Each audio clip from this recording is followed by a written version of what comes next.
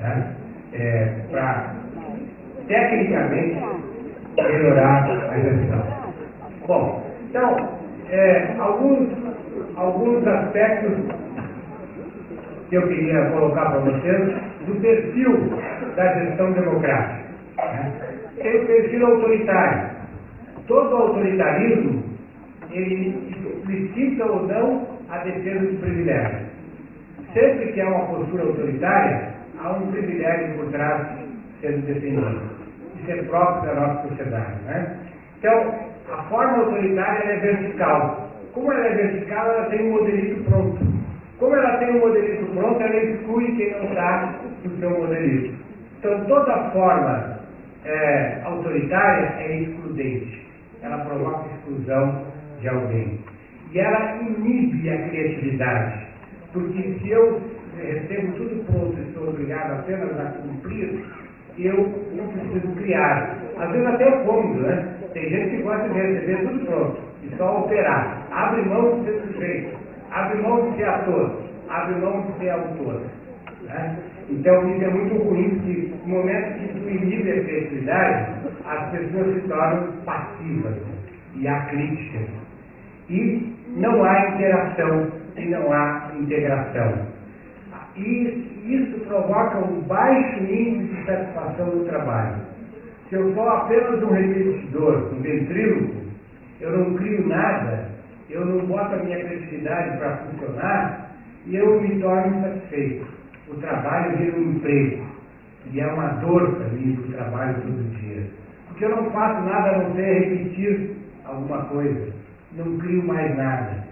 Eu aprendi algumas coisas na faculdade, a direção me exige outras coisas, a lei diz que é assim, e eu só cumpro aquilo. Ai, que coisa ruim, né? Coisa ruim comer a mesma comida todo dia. Eu tenho que fazer as refeições aqui por perto da Seduc, eu enjoo até os restaurantes. Né? Eu tenho que estar sempre procurando outros botecos para almoçar, porque eu não aguento mais nem passar na frente daquele restaurante. Agora imagina a gente todo dia para o trabalho fazer a mesma coisa, não criar nada, não ser instigado, não ser desafiado, não colocar a nossa inteligência para funcionar. O autoritarismo provoca isso, ele alimenta essa passividade. E aí eu também não tenho compromisso com objetivos e metas. E eu conheço que não dê certo. Eu não fui consultado, eu não participei, eu não tenho nada a ver com essa decisão, eu não tenho nada a ver com isso. Portanto, objetivos e metas, se der, deu. Se não der, eu não tenho nada a ver com isso. Né? E o ser é reduzido ao objeto. E o trabalho se torna cada vez mais individualizado, fragmentado e menos coletivo. E nós podemos contrapor isso com uma gestão democrática, participativa, que parte da questão da igualdade, respeitando a diversidade. Tá? Não há igualdade sem diversidade, tá? Porque os diferentes precisam de tratamentos diversos para que eles se tornem iguais. Tá? Senão, eles não podem se tornar iguais. Então, a primeira coisa da uma gestão democrática é se pensar que todos são iguais, mas são diferentes. Portanto, precisam ser tratados como diferentes para que possam se tornar iguais. A estrutura de funcionamento, ela tem que ser horizontal, não pode ser vertical. Porque se eu quero incluir os diferentes, incluir a todos nesse processo, essa estrutura tem que ser horizontal. Quer dizer, eu tenho que ter espaço de discussão, que todos participem, eu tenho que chamar a todos, consultar a todos, criar mecanismos, né, que as pessoas se sintam incluídas, se sintam sujeitos, se sintam participantes. E estímulo à criatividade. Quanto mais eu sou chamado a participar, sou desafiado a participar, a contribuir, mais eu coloco a minha criatividade em funcionamento. Mais eu participo, tá? E mais eu me torno sujeito. As relações se tornam construtivas e eu me vejo como sujeito autor. E quanto mais eu participo, mais satisfação pessoal eu tenho com o meu trabalho.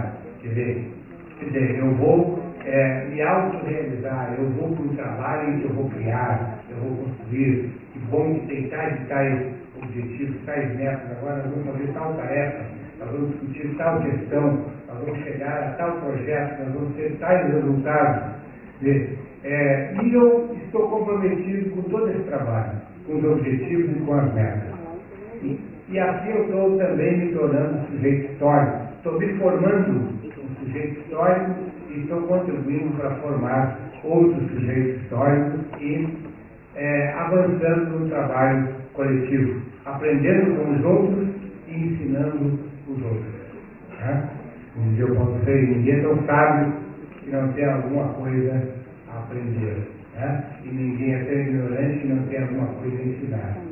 Então, o trabalho coletivo é o que mais nos enobrece, o que mais nos faz crescer e que mais produz também.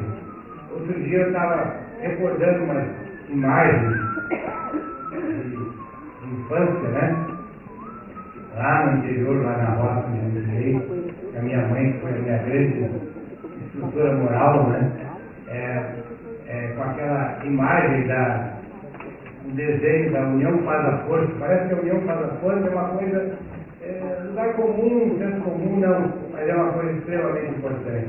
Então eu me lembro da minha mãe mostrando os dois burricos, cada um numa corda, puxando cada um do lado do peixe de vaso.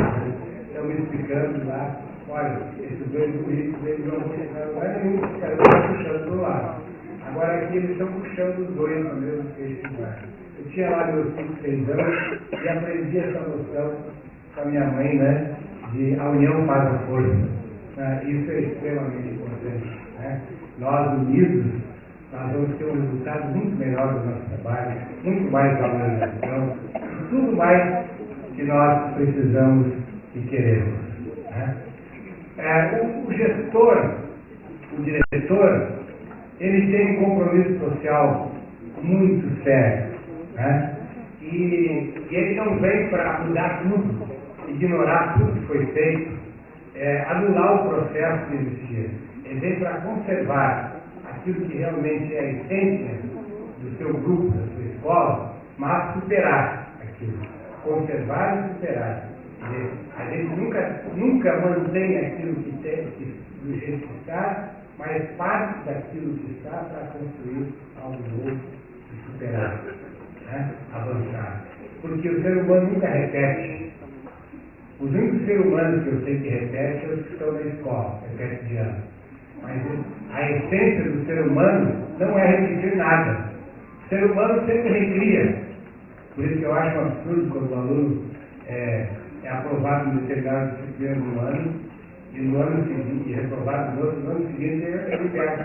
Né? Quer dizer, não há nenhum sentido, nenhuma coerência nisso, isso é um absurdo dos absurdos, porque ninguém desaprende, ninguém repete nada, as pessoas recriam. Se não fosse assim, a humanidade estava até hoje na caça e na pesca. Né? Se ela não fosse recriando tudo a cada momento e a cada dia. Então nós temos que conservar e ao mesmo tempo transformar. E o gestor precisa difundir no seu grupo, e nós todos, porque nós todos professores de uma democracia seremos gestores, mesmo não sendo diretores. Nós temos que entender o trabalho público. O nosso trabalho, o espaço da escola, não pode ser privatizado. O espaço da escola não pode ser o espaço privatizado dos professores ou de alguns professores, ou dos funcionários, ou dos pais ou dos alunos. O espaço da escola é público. Tudo tem que ser transparente, e tudo tem que ser participativo, e tudo tem que ser para todos. Porque não é um espaço privado. O espaço é público. Né? Nós não podemos decidir na escola as coisas conforme o interesse privado de um grupo de pessoas, de uma pessoa ou de um segmento. A escola é pública. E quem nos paga é o povo que trabalha e produz riqueza e impostos. E nós temos o dever de dar o retorno para a sociedade. Tá? Nós temos que ter o dever de saber de onde vem os recursos públicos. E temos o direito também de cobrar esses recursos públicos. Tá? Não é só dever, é direito também. E precisamos traduzir aquilo que a sociedade nos investe em serviços de qualidade. Né?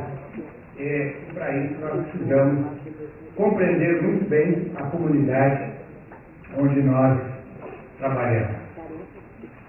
Bom, então, uma equipe diretiva, ela tem algumas tarefas, estou apenas citando algumas, que são típicas, né? Por exemplo, construir o coletivo da escola. É responsabilidade da direção, da liderança, manter a escola como coletivo. Né? A escola precisa ter espaço de participação, de discussão, de decisão, de funcionar o conselho escolar, funcionar as instituições dentro da escola e manter como coletivo. Viabilizar os espaços de estudo e de discussão. De uma escola, e eu sempre tive uma briga enorme lá nos anos 70 com as direções, era aquele professor que incomodava muito, porque eu sempre queria que tivesse um grupo de estudo dentro da escola. E na época era proibido estudar.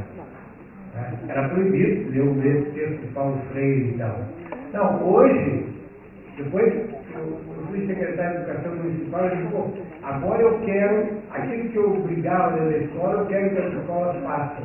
E aí cheguei à conclusão que muitas escolas não queriam estudar, não queriam ter um grupo de estudo. Bom, a gente não pode botar todo mundo como se fosse num campo de concentração e obrigar.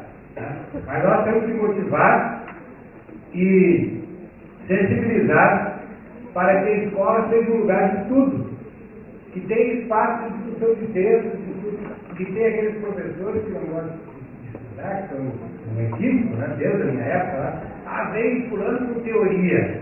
Eu quero é prática. Gente, a teoria é a reflexão da prática. Não existe prática coerente que não parta de uma visão teórica das coisas. Teorizar é pensar o que nós vamos fazer, não é a filosofia abstrata que está lá no livro. Não, é a reflexão concreta que a gente faz do nosso trabalho. E é claro que a gente não tem a partir de zero. Os livros são referências para nós da sociedade.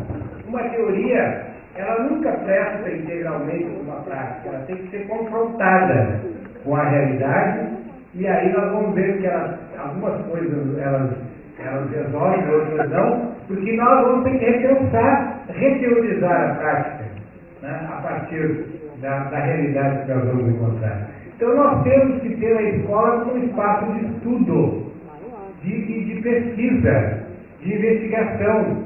Nós precisamos aprender a associar o ensino à pesquisa e não reproduzir o livro didático. O livro didático é apenas um recurso. Né? A realidade está aí para ser compreendida, estudada, pesquisada. E a escola básica também pode ser e deve ser um espaço de investigação e de pesquisa.